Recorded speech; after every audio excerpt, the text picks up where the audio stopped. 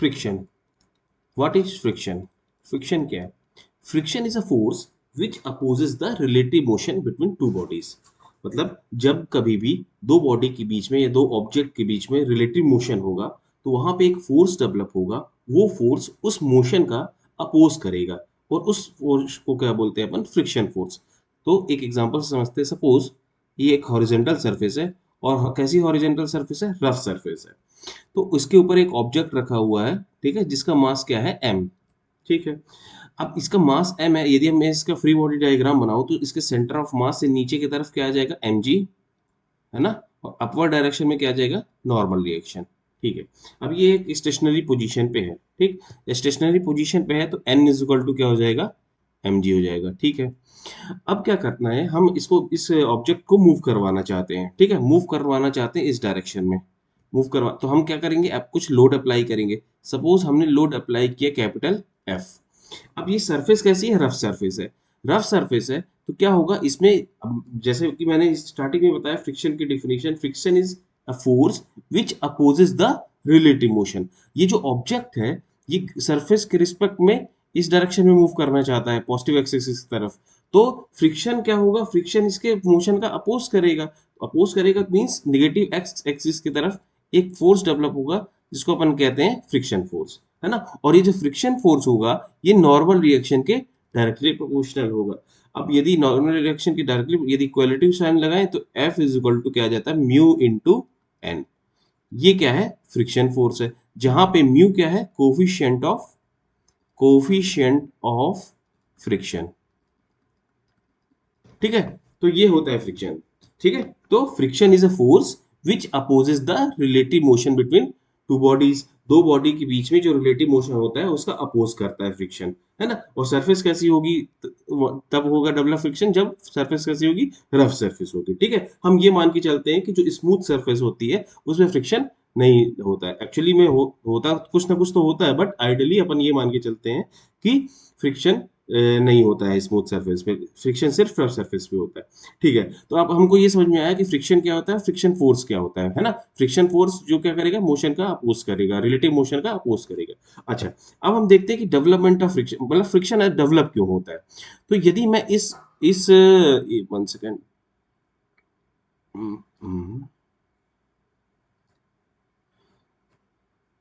यदि मैं यहाँ पर इसको माइक्रोस्कोपिकली देखूं इतने इस सर्फ इतने एरिया को, ये डैश्ड एरिया को, तो कि कुछ ऐसा होगा। सपोज ये था ब्लॉक हमारा, है ना। और इसमें ये क्या है? नीचे रफ सरफेस है तो इसमें प्रोजेक्शंस होंगे ऐसा। और जो नीचे वाली सरफेस थी, नीचे वाली सरफेस कैसी थी? ऐसे रफ सरफेस है ऐसा। ठीक है। ये ठीक। अच्छा। अब जब हम इसमें क्या कर रहे थे, जब हम इस पे फोर्स अप्लाई कर रहे थे तो यहाँ पे देखो ये वाली जो सरफेस देखो, यहाँ पे प्रोजेक्शंस क्या हो जाएंगे? इंटरलॉक हो जाएंगे। प्रोजेक्शंस इंटरलॉक, जैसे एक के ऊपर ये दूसरी बॉडी रखी हुई है दूसरे सरफेस, और कैसी है? रफ सरफेस है। तो रफ सरफेस है तो ये जो यहाँ वाला पोर्शन है ये इस पे इंटरलॉक हो जाएगा, ये इस पे इंटरलॉक हो जाएगा। इस पे जैसे ही हम मूव कराने की कोशिश करेंगे, मींस इंटरलॉक का मतलब उनके बीच में बॉन्ड फॉर्म हो जाएगा। जब बॉन्ड फॉर्म होगा तो उस ये क्या करेगा? इस फोर्स का मतलब हमको क्या करना पड़ेगा? इसके बॉन्ड की कुछ स्ट्रेंथ होगी, है ना। और इसके कारण क्या होगा? ये यहाँ पे भी होगा पूरी, मतलब जहां जहां कांटेक्ट पे है ये पूरे कांटेक्ट पॉइंट में, यहाँ पे क्या हो रहा है? आपका इंटरलॉकिंग हो रही है। इंटरलॉकिंग, इंटरलॉकिंग जिसके कारण इंटरलॉकिंग भी हो रही है और साथ ही साथ क्या हो रहा है? इसमें एक कोल्ड वेल्डिंग भी हो रही है। इसको अपन कोल्ड वेल्डिंग, जैसे आपने वेल्डिंग पढ़ा होगा, वेल्डिंग में हम क्या करते हैं? हीट करते हैं और ऑब्जेक्ट को प्रेस करते हैं तो वो क्या हो जाता है? जुड़ जाता है ना। यहाँ पे क्या हो रहा है कि हम हीट कर रहे हैं बट ड्यू टू फ्रिक्शन, है ना, due to interlocking there is a bond form between two bodies. Bond form हो जाता है जो क्या करता है? बॉन्ड फॉर्म हो जाता है तो उसको मूव कराने में हमको फोर्स अप्लाई करना पड़ेगा। लेकिन क्या होगा कि उस बॉन्ड के कारण एक अपोजिट डायरेक्शन में फोर्स डेवलप हो जाता है। इस बॉन्ड के कारण एक अपोजिट डायरेक्शन में फोर्स डेवलप हो जाता है जिसको हमको ओवरकम करना पड़ेगा इस बॉडी को मूव कराने के लिए। मतलब कि ये जो हम यदि हम इस बॉडी को मूव करवाना चाहते हैं तो हमारा जो एक्सटर्नल लोड जो हम एफ ये अप्लाई कर रहे हैं ये क्या होना चाहिए? एफ शुड बी ग्रेटर और इक्वल टू एफ। ये होना चाहिए टू मूव बॉडी। हमको बॉडी को मूव करवाना है तो हमको क्या करना पड़ेगा, उससे उसके ज्यादा अप्लाई करना पड़ेगा। ठीक है, बात समझे? तो ये जो फोर्स आया है स्मॉल एफ, यही फोर्स क्या कहलाता है, फ्रिक्शन फोर्स कहलाता है। इसी को हम क्या बोलते हैं, फ्रिक्शन। और ये फ्रिक्शन आया क्या, फ्रिक्शन फोर्स आया क्यों, फ्रिक्शन फोर्स आया इंटरलॉकिंग की वजह से और कोल्ड वर्किंग की वजह, कोल्ड वेल्डिंग की वजह से। तो इसमें हम ये कह सकते हैं, वन सेकंड, हम ये कह सकते हैं कॉज ऑफ फ्रिक्शन। तो कॉज ऑफ फ्रिक्शन क्या होता है, पहला कि सरफेस हमारी कैसी होनी चाहिए, surface should be rough, rough होनी चाहिए। ठीक है, दूसरा due to interlocking, interlocking of projections. Projections मतलब ये जो सरफेस है ना, ये जो सरफेस पे ये जो इस तरह का जिगजैग है, इसको ही प्रोजेक्शंस बोलते हैं। और तीसरा कोल्ड वेल्डिंग, कोल्ड वेल्डिंग। तो इतनी इसकी इनके वजह से क्या होता है, फ्रिक्शन डेवलप हो जाता है। ठीक है, अब क्या होगा, अब यदि मुझे बॉडी को मूव कराना है तो मुझे पहले क्या, हमको कितना अप्लाई करना पड़ेगा, जितना फ्रिक्शन फोर्स अपोजिट डायरेक्शन में लग रहा है उसका मैग्नीट्यूड के बराबर या उससे ज्यादा, तभी बॉडी क्या होगी, मूव करेगी। अच्छा, जब तक बॉडी मूव, जब तक हम फोर्स जो हम एक्सटर्नल फोर्स लगा रहे हैं वो फ्रिक्शन फोर्स से कम है, तो बॉडी तो मूव करेगी नहीं। तो बॉडी किस कंडीशन में होगी, स्टैटिक फ्रिक्शन की कंडीशन में होगी। स्टैटिक मींस स्टैटिक है, बॉडी मोशन में नहीं है। उस समय जो फ्रिक्शन डेवलप हो रहा होता है उसको हम बोलते हैं स्टैटिक फ्रिक्शन। लेकिन जब एक लिमिट के बाद, जब फोर्स जो है, एक्सटर्नल लोड जो है फ्रिक्शन फोर्स या उससे ज्यादा हो जाता है, बॉडी किस में आ जाएगी, मोशन में आ जाएगी। उस समय जो फ्रिक्शन उसमें लग रहा होगा उसको हम बोलते हैं काइनेटिक फ्रिक्शन। तो चलो इसको अपन समझते हैं, है ना। तो दो तरीके के फ्रिक्शन होते हैं, दो तरीके के फ्रिक्शन होते हैं। एक होता है, एक मिनट, एक होता है स्टैटिक फ्रिक्शन और एक होता है काइनेटिक फ्रिक्शन। ठीक है, तो देखो ये है, ये सरफेस है और इसके ऊपर ये ऑब्जेक्ट रखा है, इसका मास है m सपोज है। इस पे हम एक्सटर्नल लोड लगा रहे हैं F और इसके अपोजिट डायरेक्शन में फ्रिक्शन फोर्स डेवलप हो रहा है। ठीक, ये नीचे इसका आ गया वेट mg, ऊपर आ गया इसमें नॉर्मल रिएक्शन m। तो यहाँ पे जो मैग्नीट्यूड होगा फ्रिक्शन फोर्स का, म्यू इंटू एन। ये हो गया फ्री बॉडी डायग्राम, है ना। सबसे पहले हमने क्या पढ़ा, free body diagram. Free body diagram हम पिछली क्लास में देख चुके हैं। फ्री बॉडी डायग्राम क्या होता है, it is a representation of force acting on a body. किसी बॉडी में जितने भी फोर्स लग रहे हैं उसका रिप्रेजेंटेशन करने को ही क्या बोलते हैं अपन, फ्री बॉडी डायग्राम। अब फ्री बॉडी डायग्राम बनाओगे तभी तो आप फोर्स का एनालिसिस कर सकते हो। अच्छा ठीक है, तो अब देखो, जब तक स्टैटिक फ्रिक्शन कब तक लगेगा, जब हमारा जो होगा, जो ये जो एक्सटर्नल लोड है ये क्या होगा, फ्रिक्शन फोर्स से कम होगा। फ्रिक्शन फोर्स से तुम कम लगाओगे, फ्रिक्शन फोर्स ज्यादा होगा, तब तक क्या होगा, बॉडी स्टैटिक फ्रिक्शन कंडीशन में होगी। लेकिन जैसे ही तुम क्या करोगे, फोर्स किस पे लगाओ, फ्रिक्शन फोर्स से क्या करोगे, ज्यादा हो जाएगा, तो बॉडी में कैसा फ्रिक्शन आएगा, काइनेटिक फ्रिक्शन। क्यों, क्योंकि बॉडी मूव करने लगेगी, है ना। और यदि F is equal to F हो जाएगा, F is equal to F, तो ये होती है लिमिटिंग कंडीशन। मींस ये लिमिटिंग कंडीशन होती है है ना। मींस इस कंडीशन में वर्ज ऑफ मोशन, मींस इससे थोड़ा सा ये ऊपर हुआ तो बॉडी मोशन में आने लगेगी। ठीक है, वन सेकेंड। ठीक है, तो देखो अब इसको हम अपन ग्राफिकली कैसे समझते हैं, ये देखो। हम क्या करते हैं, हम एक एग्जांपल लेके ग्राफ बनाते हैं। यहाँ पे हम रखेंगे वाई एक्सिस में फ्रिक्शन फोर्स और यहाँ पे हम रखेंगे अप्लाइड लोड। ठीक, अच्छा, अब सपोज यहाँ हम कुछ डाटा देखते हैं। सपोज इस स्टार्टिंग में यदि तुमने हरा एफ, एफ यहाँ पे रख देता हूं मैं, इसमें लिखता हूँ, और ये स्मॉल एफ। यदि स्टार्टिंग में तुमने एक्सटर्नल लोड जीरो लगाया, एक्सटर्नल लोड तुमने जीरो लगाया, तो जब तुम लोड नहीं लगा रहे तो बॉडी क्या होगी, नहीं मूव करेगी, बॉडी मूव नहीं करेगी। बॉडी मूव नहीं करेगी इसका मतलब क्या होगा, ये जो फ्रिक्शन फोर्स है तुम्हारा, फ्रिक्शन फोर्स, ये भी क्या होगा, जीरो। क्योंकि देखो यदि क्या है कि बॉडी मूव नहीं कर रही है, इसका मतलब स्टैटिक इक्विलिब्रियम कंडीशन में जितना राइट साइड में ऐसा लग रहा है फोर्स, उतना लेफ्ट साइड में लग रहा होगा। ठीक है, जीरो। पॉइंट यहाँ पे क्या हो गया, जीरो पॉइंट हुआ। ठीक है, अब क्या हुआ, सपोज तुम्हारा ये जो फ्रिक्शन फोर्स है, ये जो फ्रिक्शन फोर्स यहाँ पे कैलकुलेट किया, सपोज फ्रिक्शन फोर्स सपोज मान लो 10 न्यूटन है, 10 न्यूटन का फ्रिक्शन फोर्स है। ठीक है, मैं एक बार कलर चेंज कर देता हूँ पेन का।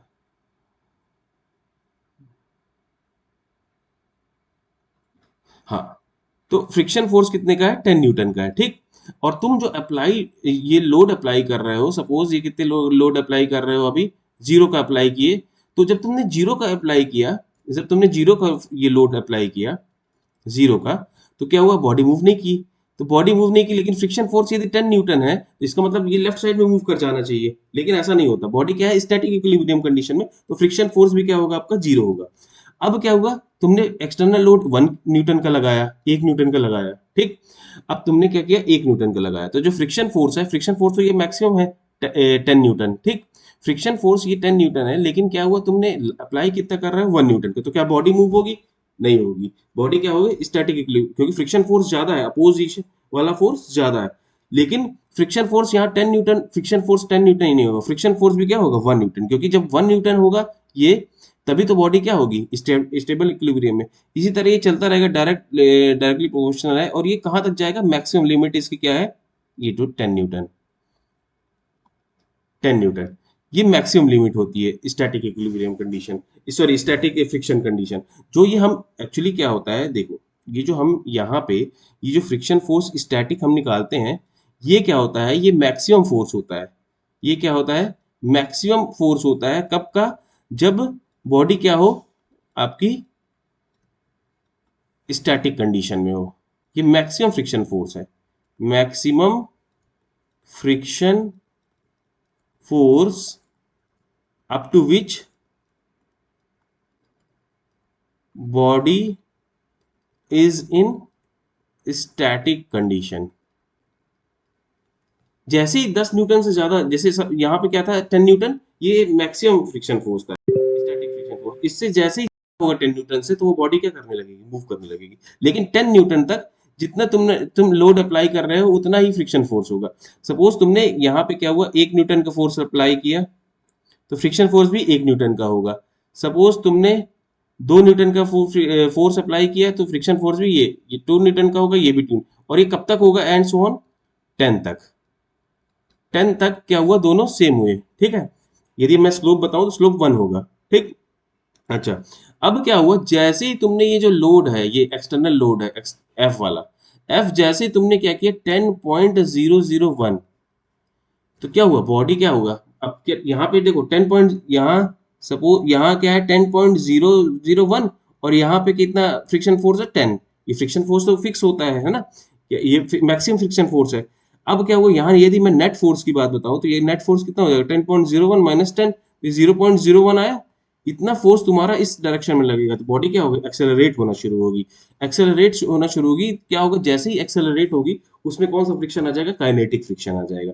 और काइनेटिक फ्रिक्शन में क्या होता है कि, यहाँ एक सेकेंड, ये जो हमने स्टार्टिंग में देखा था ना, कहाँ गया, हम्म, ये जो म्यू, म्यू जो होता है, यहाँ मैं लिख देता हूँ नीचे, ये जो म्यू होता है, ये होता है कोफिशिएंट ऑफ फ्रिक्शन। ये म्यू इस एस भी होता है, और म्यू के भी होता है। म्यू एस मीन्स क्या होता है, static coefficient of friction, static coefficient of friction. जब बॉडी स्टेशनरी कंडीशन में होती है, तो उसमें स्टैटिक, जब बॉडी मोशन में आ जाती है, तो ये वाला लगता है, इसको अपन बोलते हैं काइनेटिक कोफिशिएंट ऑफ फ्रिक्शन। ठीक, अच्छा, जो म्यू स्टैटिक होता है, वो हमेशा ज्यादा होता है म्यू के से। तो जब ये म्यू एस ज्यादा होगा, तो इसका मतलब दिस इंप्लाइज जो फ्रिक्शन फोर्स होगा स्टैटिक कंडीशन में, वो ज्यादा होगा फ्रिक्शन फोर्स काइनेटिक में। ठीक है, काइनेटिक मीन्स जैसे बॉडी मोशन में आएगी, तो जैसे ही ये बॉडी क्या हुआ, इस पॉइंट के बाद जब 10 न्यूटन हुआ, इस पॉइंट को अपन क्या बोले, लिमिटिंग पॉइंट, लिमिटिंग कंडीशन। तो क्या होगा, हल्का सा ग्राफ क्या होगा, इसका नीचे आएगा। क्यों, क्योंकि म्यू के की वैल्यू मैंने बताया था, म्यू के की वैल्यू फ्रिक्शन, ये देखो इसकी वैल्यू क्या होती है, इसकी वैल्यू क्या होती है, म्यू एस ज्यादा होता है, म्यू की ये फ्रिक्शन, काइनेटिक फ्रिक्शन क्या होता है, थोड़ा सा कम होता है। तो जब कम होगा, तो क्या होगा, One second. ये हल्का सा नीचे ग्राफ आएगा। लेकिन जब ये काइनेटिक कंडीशन में आ जाएगा, तो इसकी वैल्यू क्या हो जाती है, फिक्स हो जाती है। ठीक, तो यहां तक ए पॉइंट, ए तक बॉडी किस में थी, आपके ये स्टैटिक फ्रिक्शन। और ये कैसे, ये किस में आ गई, काइनेटिक फ्रिक्शन। ठीक है। तो हम यहां से हमें क्या क्या पता चला, देखो बहुत सारी चीजें पता चली। पहला कंक्लूजन अपन निकालते हैं। कंक्लूजन देखो,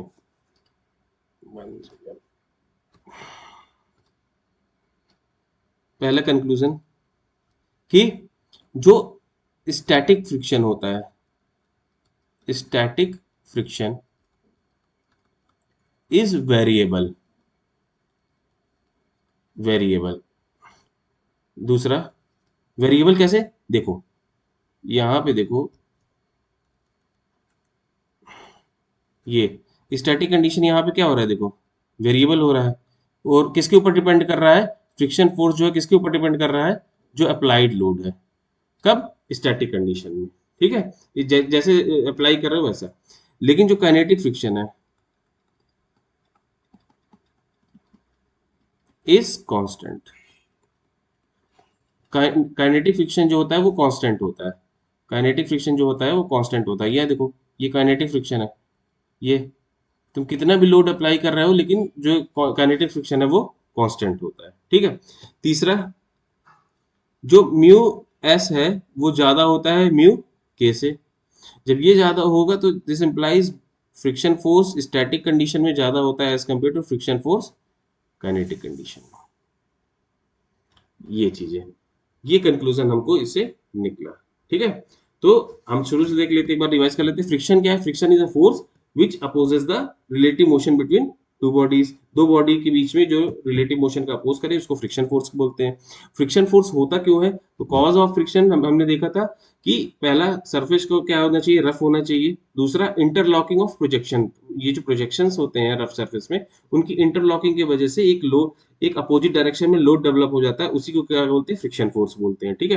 कोल्ड वेल्डिंग भी होती है। फिर फ्रिक्शन हमने देखा था कि दो तरह की होती है, स्टैटिक फ्रिक्शन और काइनेटिक फ्रिक्शन। सपोज यदि ये सरफेस से ये बॉडी रखी हुई है, मैं इसमें एक्सटर्नल लोड लगा रहा हूँ, पुल कर रहा हूँ, लेकिन बॉडी मूव नहीं कर रही है, तो उसमें कैसा फ्रिक्शन आ रहा होगा, स्टैटिक फ्रिक्शन आ रहा होगा। और यदि क्या हो कि यदि ये बॉडी मूव कर रही है, उस समय जब फ्रिक्शन फोर्स इस पे लग रहा होगा, तो हम क्या बोलेंगे, उसको काइनेटिक फ्रिक्शन बोलेंगे। और हमने फिर क्या किया कि फ्रिक्शन फोर्स और अप्लाइड लोड के बीच में ग्राफ बनाया, और उसको हमने एक्सपेरिमेंटली देखा, ये देखा कि हमने ये पाया कि जैसे जैसे हम लोड बढ़ा रहे थे, एक्सटर्नल लोड उस बॉडी को मूव कराने के लिए, फ्रिक्शन फोर्स भी आपका बढ़ता जा रहा था। लेकिन एक फ्रिक्शन फोर्स की एक लिमिट होती है, वो यहाँ पे जैसे मैंने एग्जांपल लिया था 10 न्यूटन। जैसे 10 न्यूटन तक यदि मैं लोड अप्लाई करूंगा तो बॉडी किस में होगी, स्टेशनरी कंडीशन में होगी, मींस स्टैटिक फ्रिक्शन है। लेकिन क्या हुआ, जैसे ही मैं 10 से थोड़ा सा अबव आ गया, तो बॉडी में क्या आ गया, मोशन आने लगा। तो वो बॉडी किस में, उस समय कैसे आ गई, काइनेटिक में, मींस मूवमेंट आ गया, काइनेटिक फ्रिक्शन डेवलप हुआ उस पर। ठीक है। फिर हमने ग्राफ जब बनाया तो ये देखा कि जो फ्रिक्शन फोर्स होता है वो स्टैटिक कंडीशन में वेरिएबल होता है, लेकिन जब हम काइनेटिक फ्रिक्शन की बात करते हैं तो ये क्या होता है, कांस्टेंट हो जाता है। ठीक है। ये हमने देखा था। फिर हमने ये भी देखा कि कोफिशिएंट ऑफ जो फ्रिक्शन स्टैटिक कंडीशन में वो ज्यादा होता है as compare to kinetic friction में। ठीक है। तो ये हमने इसमें कंक्लूजन ड्रा किए। ठीक है। अच्छा, नाउ एक एक इसमें कॉन्सेप्ट होता है angle of friction. Angle of friction, angle of friction क्या होता है, देखो सपोज ये हॉरिजॉन्टल सरफेस है, रफ सरफेस, इसके ऊपर एक मास m है। ठीक है। सपोज इसमें तुम एक्सटर्नल लोड ऐसे अप्लाई कर रहे हो तो फ्रिक्शन फोर्स क्या होगा, इस डायरेक्शन में होगा फ्रिक्शन फोर्स। इसका वेट नीचे आएगा डाउनवर्ड डायरेक्शन में mg, और अपवर्ड डायरेक्शन में नॉर्मल रिएक्शन ऐसा। तो एंगल ऑफ फ्रिक्शन क्या होता है, angle of friction it is the angle between normal reaction and resultant of friction and normal reaction. Means देखो, ये एक सेकंड, पेन का कलर चेंज करें अपन। ये यहाँ देखो, ये फ्रिक्शन फोर्स है, फ्रिक्शन फोर्स, और फ्रिक्शन फोर्स जो है वो परपेंडिकुलर टू किसके है, नॉर्मल फोर्स के। ठीक। तो इन दोनों का यदि मैं रिजल्टेंट ड्रा करूँ, ये रिजल्टेंट, ये आर, ये जो आर होगा, ये आर हो जाएगा under root of friction force का स्क्वायर प्लस नॉर्मल रिएक्शन का स्क्वायर होगा, क्योंकि दोनों 90 डिग्री पे हैं। तो ये वाला जो एंगल होता है इसको अपन बोलते हैं थीटा। ये होता है एंगल ऑफ फ्रिक्शन। मीन्स यदि इसको डिफाइन करें तो क्या बोल सकते हैं, angle between normal normal reaction and resultant of normal, एक सेकंड, रिजल्टेंट ऑफ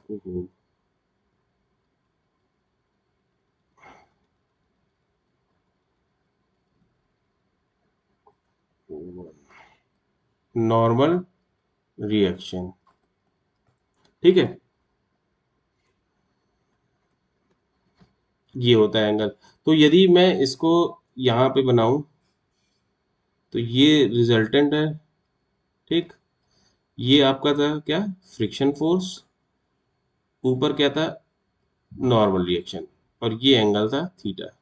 यदि मैं इसको ऐसे ज्वाइन कर दूं, यहाँ से टेन थीटा क्या हो जाएगा, tan theta is equal to ये friction force divided by N. अब सिंस हमको पता है फ्रिक्शन फोर्स इस कंडीशन में क्या हो जाएगा, म्यू इंटू एन, अपन पुट कर देते हैं, this implies tan theta is equal to mu N upon N. ये कैंसिल आउट हो गया, this implies tan theta is equal to mu.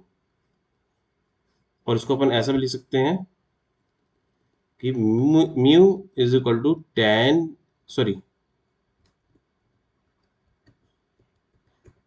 Theta is equal to tan inverse mu.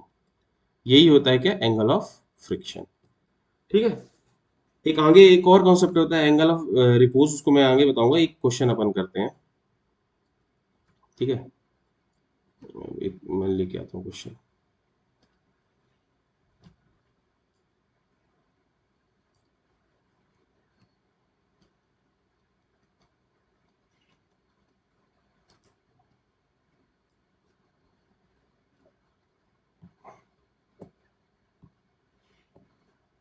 देखो ये question देखो,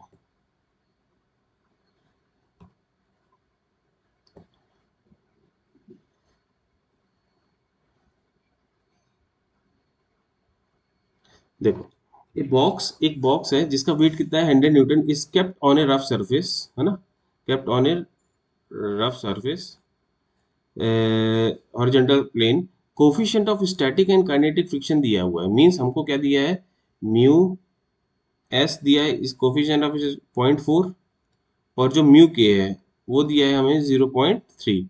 if a force P P applied हो रहा है, is applied to the box, which of the following statement, इसमें से कौन सा स्टेटमेंट करेक्ट है। ठीक है, अब लोड ये यहाँ इसका क्या है, देखो यहाँ पे 100 न्यूटन का लोड है, नीचे आएगा ये 100 न्यूटन वेट है। अपवर्ड डायरेक्शन में क्या आएगा, नॉर्मल रिएक्शन। इस डायरेक्शन में इसमें पी लग रहा है, तो इसके अपोजिट डायरेक्शन में क्या लग रहा होगा, यहाँ पे फ्रिक्शन फोर्स, और वो क्या होगा, म्यू इंटू एन। ठीक है, यदि मैं फ्रिक्शन फोर्स कैलकुलेट करूं, क्या आ जाएगा, फ्रिक्शन फोर्स कितना आ जाएगा।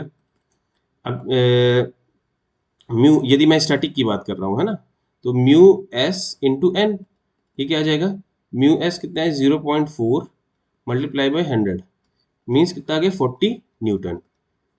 मतलब 40 न्यूटन क्या होगा, ये मैक्सिमम लिमिट हो गई, maximum limit up to which body is in static condition. तो स्टैटिक कंडीशन मतलब यदि मुझे बॉडी को मूव कराना है तो 40 न्यूटन से लोड ज्यादा अप्लाई करना पड़ेगा, सीधी सी बात है। अब देखो पहला ए, देखो ए वाला क्या बोल रहा है, इफ यदि हम पी 20 न्यूटन का लोड लगाएंगे तो फ्रिक्शन फोर्स भी 20 होगा। यहाँ पे हमने फ्रिक्शन फोर्स कितना कैलकुलेट किया, 40, लेकिन मैंने बताया था कि जब हम यहाँ पे सपोज तुमने एक्सटर्नल लोड कितने का अप्लाई किया, पी कितने किया, 20 न्यूटन, जो कि क्या है, लेस देन फ्रिक्शन फोर्स है।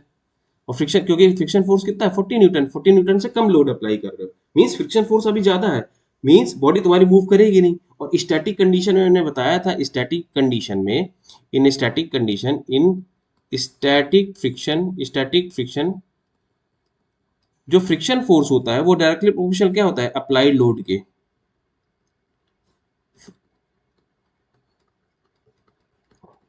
मीन्स जो यहाँ पे फ्रिक्शन फोर्स भी होगा वो कितना होगा, 20 न्यूटन ही होगा।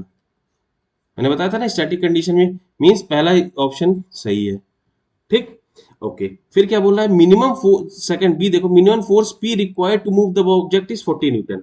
सही बोल रहा है कि आपको मिनिमम कितना अप्लाई करना पड़ेगा इस बॉक्स में मूव कराने के लिए, जितना फ्रिक्शन है उसको उससे ज्यादा करना पड़ेगा। फ्रिक्शन फोर्स कितना है 40 न्यूटन का। तो ये भी स्टेटमेंट सही है, जैसे ये 40 न्यूटन आपको अप्लाई करना ही पड़ेगा। जैसे ही 40 से 0.001 बढ़ा फोर्स, आपको बॉडी मोशन में रहेगा। Third, if P is 50 Newton friction force is 50 Newton. गलत। क्या बोल रहा है, यदि पी आपका 50 न्यूटन हो जाए, सी देखो, सी वाला देखो, यदि इफ पी यदि आपका 50 न्यूटन हो गया, ठीक, पी 50 न्यूटन हो गया, इसका मतलब ये जो आपका ये जो लोड है अप्लाई हो रहा है, पी पी जो है ये ग्रेटर देन फ्रिक्शन फोर्स है। और ये फ्रिक्शन फोर्स स्टैटिक कंडीशन में कितना था, 40 न्यूटन। बात समझ में आ रही है कि नहीं आ रही? लेकिन जब 50 न्यूटन का तुमने लोड लगाया, तो मींस फ्रिक्शन फोर्स से तो ज्यादा 10 न्यूटन लगाया, तो बॉडी किस में आ जाएगी, मोशन में आ जाएगी। जब बॉडी मोशन में आ जाएगी, उस समय जो आपका फ्रिक्शन फोर्स होगा, उस समय आपका होगा kinetic friction force. Kinetic friction, क्योंकि बॉडी तो मोशन में आ गई। और वो क्या होगा, एफ के इज इक्वल टू म्यू के इंटू एन। म्यू के की वैल्यू कितनी है, 0.3 मल्टीप्लाई बाय एन कितना है आपका 100। ये कितना हो जाएगा 30 न्यूटन। तो जब आपका क्या हो रहा है फ्रिक्शन फोर्स, सॉरी, जब आपका अप्लाइड लोड 50 हो रहा है, तो ये 50 न्यूटन नहीं होगा, ये कितना आएगा 30 न्यूटन आएगा। ठीक, क्योंकि वो मोशन में आ गई। फिर ये angle of static friction, angle of static friction की बात कर रहा है, तो एंगल ऑफ स्टैटिक फ्रिक्शन क्या होगा, मैंने बताया था अभी कि एंगल ऑफ स्टैटिक फ्रिक्शन, मैंने बताया था ना एंगल ऑफ फ्रिक्शन, वही चीज है ये। Means mu is equal to, यहाँ पे म्यू एस लेंगे, स्टैटिक की बात कर रहे हैं, tan theta. This implies theta is equal to tan inverse, और ये कितना है 0.3। अब ये लगभग जितना हो, इसकी वैल्यू शायद 21.8 ही होती है। ये भी सही है।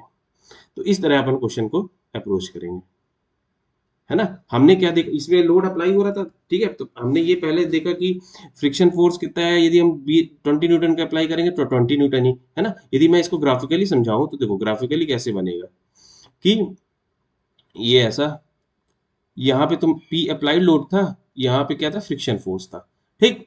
अच्छा, फ्रिक्शन फोर्स मैक्सिमम, ये जो यहाँ पे जो म्यू एस निकालो तुम, मैक्सिमम फ्रिक्शन फोर्स, ये क्या हो जाएगा mu S into N, means 0.4 into 100। ये कितना आ गया 40 न्यूटन। 40 न्यूटन आपका क्या हो गया, मैक्सिमम हो गया फोर्स। ये जब तक बॉडी किस में रहेगी, स्टैटिक कंडीशन में। लेकिन फिर क्या हुआ, फिर जब 40 से जैसे ही तुमने ज्यादा अप्लाई किया, उस वो कैसी कंडीशन में आ जाएगी, काइनेटिक कंडीशन में। तो काइनेटिक कंडीशन में एफ के निकालेंगे तो म्यू के रखेंगे इंटू एन, और म्यू के की वैल्यू कितनी 0.3 इंटू 100, ये कितनी होगी आपकी 30 न्यूटन। तो देखो 40 न्यूटन से कम हुआ, मीन्स ये तो हल्का सा ग्राफ क्या आएगा, नीचे जाएगा, फिर ये ऐसे चला जाएगा। ये क्या होगा 30 न्यूटन, है ना। तो ये जो यहां तक जो कंडीशन थी, ये कंडीशन किसकी हो गई, स्टैटिक की, स्टैटिक फ्रिक्शन की। और ये वाली कंडीशन किसकी हो गई, काइनेटिक फ्रिक्शन की।